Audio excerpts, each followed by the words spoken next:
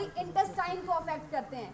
Intestine क्या होती है बेटा? सबके अंदर है इंटेस्टाइन, जिनको आंत बोला जाता है। हमारे शरीर में 2 प्रकार की आंतें होती है।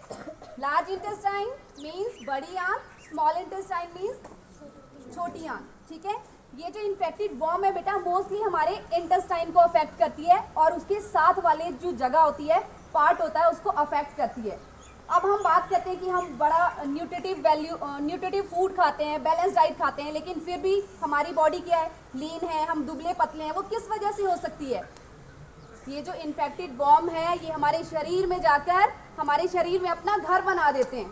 ठीक है, और वहाँ पे मल्टीप्लाई करना शुरू कर देते हैं, ग्रो करना शुरू करते हैं।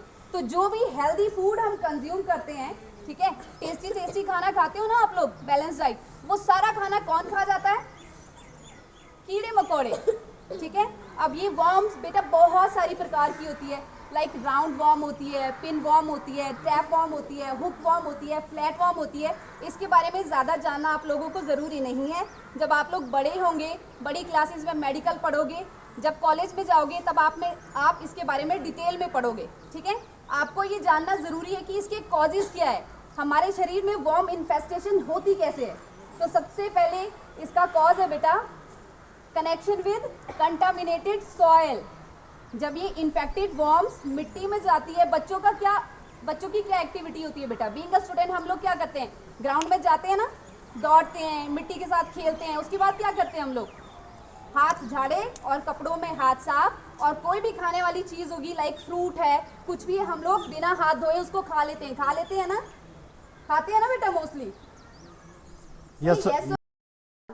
देवभूमि हिमाचल प्रदेश की इस सुंदर सी धरा में राजमाता शांति देवी मेमोरियल राजकीय वरिष्ठ माध्यमिक पाठशाला तकलेच में आज डीवॉर्मिंग डे सेलिब्रेट किया जा रहा है, जिसके लिए मॉर्निंग असेंबली में सुबह बच्चों को डीवॉर्मिंग डे के बारे में बताया गया कि डीवॉर्मिंग होती क्या है, इसके कॉजेज़ क्या है, किस वजह से ये हमारे शरीर में एंटर करते हैं, अगर ये हमारे शरीर में एंटर कर जाएं तो इसके सिम्टम क्या होते हैं, और इनके सिम्टम को हम कैसे आइडेंटिफाई कर सकते हैं, और प्रिकॉशन हमको क्या क्या लेनी चाहिए इसके लिए। और बच्चों को इसकी ट्रीटमेंट के बारे में भी बताया गया, जिसमें इनको 3 प्रकार की ट्रीटमेंट बताई गई, एनिमल ट्रीटमेंट, नेचुरल ट्रीटमेंट और मेडिकल ट्रीटमेंट।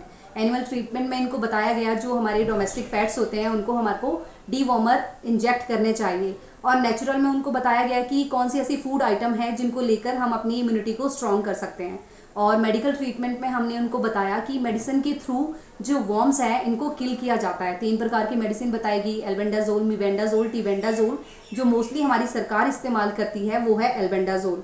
बच्चों को ये भी बताया गया कि एल्बेंडाजोल की गोली हमको कैसे खानी है, हमको इसको साबुत ही नहीं निगलना होता, हमको इस गोली को चबाकर अंदर घुटना होता है, उसके बाद हम पानी पी सकते हैं। और इनको ये भी बताया गया कि एल्बेंडाजोल एक ऐसी दवाई है जिसको हम खाली पेट भी ले सकते हैं। और बच्चों को इसके साइड इफ़ेक्ट भी बताए गए कि इसके नॉर्मल से साइड इफ़ेक्ट होते हैं, नोजिया, वॉमिटिंग, हेडेक, स्टमक एक। तो बच्चों आपने इस सिम्टम को देख के घबराना नहीं है, इसके बारे में ये सारी जानकारी बच्चों को दी गई। धन्यवाद।